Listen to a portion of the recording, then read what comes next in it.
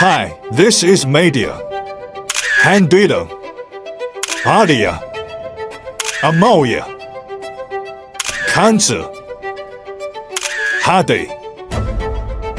And the last one, not viewer. Kami ikin bahas hasil dari makalah kami yang berjudul Analisis Yuri Distant Hada Pengaturan dan Implementasi Investasi Langsung dalam Sistem Penanaman Modal di Indonesia. Halo semua, tahu nggak sih kalau Indonesia itu lagi gencar-gencarnya narik investasi buat bangun ekonomi kita.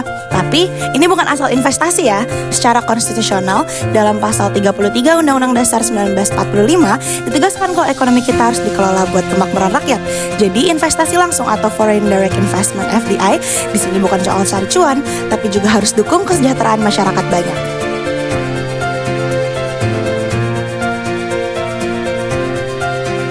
Lihat Indonesia potensinya gokil sih, marketnya gede banget.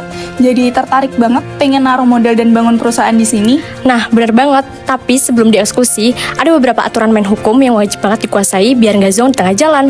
Bener banget, pegangan utamanya ada di Undang-Undang Nomor 25 Tahun 2007 tentang penanaman modal. Di situ diatur semua, mulai dari hak lo sebagai investor sampai dengan jaminan kepastian hukumnya.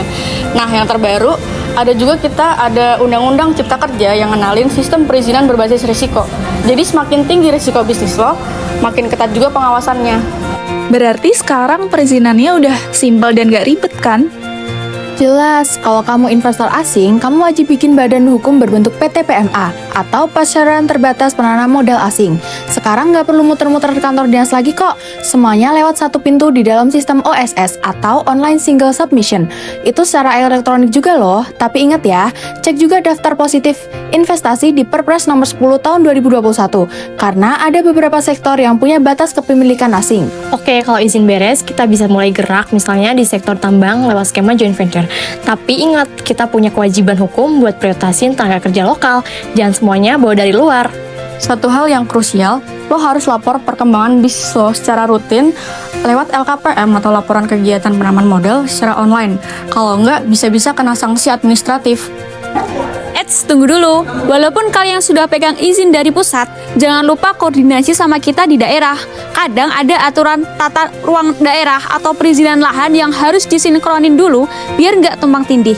Nah, itu dia. Kami yang di sini juga khawatir kalau proyek ini malah merusak lingkungan atau mengambil lahan warga tanpa penjelasan.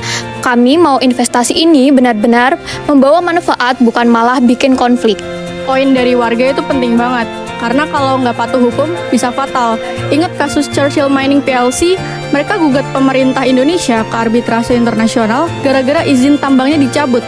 Tapi akhirnya mereka kalah telak di tahun 2016 karena terbukti dokumen perizinannya bermasalah secara hukum. Jadi, perlindungan internasional itu cuma berlaku kalau investasi kamu sah dari awal. Dari kasus itu, kita belajar kalau investasi harus punya dasar hukum yang kuat dan mematuhi regulasi lokal. Kesimpulannya, kalau ada sinergi antara pemerintah yang konsisten, investor yang taat aturan, dan masyarakat yang dilibatkan, investasi langsung pasti bakal jadi motor ekonomi yang hebat buat Indonesia.